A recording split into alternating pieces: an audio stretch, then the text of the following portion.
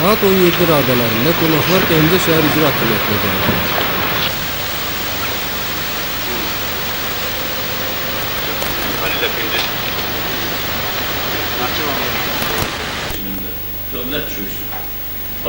Burada onları icra hakimiyyəti başçısı Eyvaz Babayev qəbul etdi. Səfiri müşahidə edənlər arasında Türkiyə Cumhuriyyəti Xarici İşlər Nazirliyinin Rusiya, Qafqaz və Orta Asiya ölkələri üzrə şöbə müdiri Halil Akıncı və Naxçıvandakı konsulu Haluk Ilıçak var idi. Qonaqları salamlayan Eyvaz Babayev öncə şəhərimizin tarixi və bugünü haqda qısa məlumat verdi. Sonra Əhməd Ünal qeyd etdi ki, Türkiyə Azərbaycanla bütün sahələrdə əlaqələri genişləndirmək niyyətindədir. Səfirin dediyinə görə, gəlişin əsas məqsədi Gəncədə türk biznesmenləri üçün maraq doğura biləcək imkanları öyrənməkdir. Eyvaz Babayev isə bildirdi ki, iş adamlarının bura cəlb edilməsi, onların şəhərimizdə normal fəaliyyət göstərməsi üçün son 2 ildə çox işlər görülür. Onun dediyinə görə, Gəncədə hər hansı bir müəssisə açmaq istəyən şəxs elektrik enerjisi, qaz və su problemləri ilə rastlaşmayacaq. Buna sübut olaraq Gəncə Gil Torpaq və avtomobil zavodlarını misal gətirdi və qeyd etdi ki, sitat, əgər şəhərimizdə belə şərait olmasaydı, Fonder Metal və Renault kimi nəhəng firmalar bura yatırım etməzdi. O həmçinin Gəncənin güclü elmi potensiala malik olduğunu vurğuladı. Səfir sənayemizdə mövcud olan problemlər barədə Eyvaz Babayevin və görüşdə iştirak edən digər rəhbər işçilərin məlumatlarını dinlədi. O qeyd etdi ki, Türk iş adamlarının bilavasitə şəhərimizlə əlaqələrin qurulmasına, Gəncənin Karsla qardaşlaşmış şəhər olması da zəmin yaradır.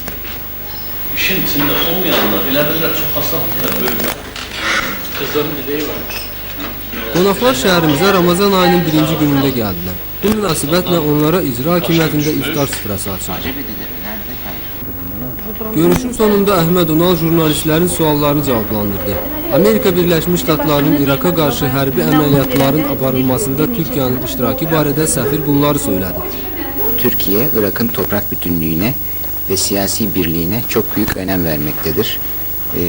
Irak bizim komşumuzdur. Bundan sonra da komşumuz olaraktan kalmaya devam edecektir. O yüzden biz komşularımızın toprak bütünlüğünün, siyasi birliğinin, bağımsızlığının ve egemenliğinin devam etmesini, hiçbir şekilde zarar görmemesini istemekteyiz. Türkiye'nin de Irak ile ilgili olan politikası bu şekilde özetlenebilir. Elbette Irak'a da bazı sorumluluklar düşmektedir. Bu sorumlulukların da başında Birleşmiş Milletler silah denetçilerinin Irak'taki kitle imha silahları ile ilgili denetlemelerini yapmalarına, serbest olarak yapmalarına müsaade edilmesidir.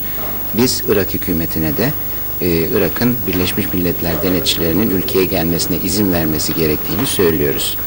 Herhangi bir şekilde Irak'la ilgili olaraktan yapılacak bir gelişme, atılacak bir adımın uluslararası hukuk çerçevesinde ve Birleşmiş Milletler kararlarına uygun olarak yapılması gerekir. Sonra fəxri qonaqlar Gəncə Dövlət Kamera Orkestrinə yollandılar. Burada onların şərəfinə konsert verildi.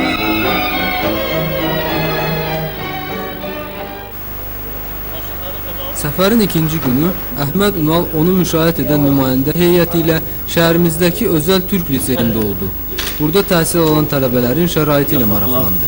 Arasındaki aynı sistem değil mi? Böyle olmalı.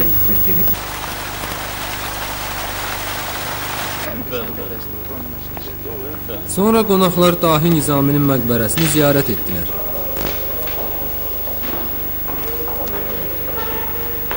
Əhməd Ünal xatirə kitabına öz ürək sözlərini yazdı. Elə bugün günortadan sonra nümayəndə heyəti Bakıya yola düşdü. Elcan Qafarov, Vagif İbrahimxanın xəbər.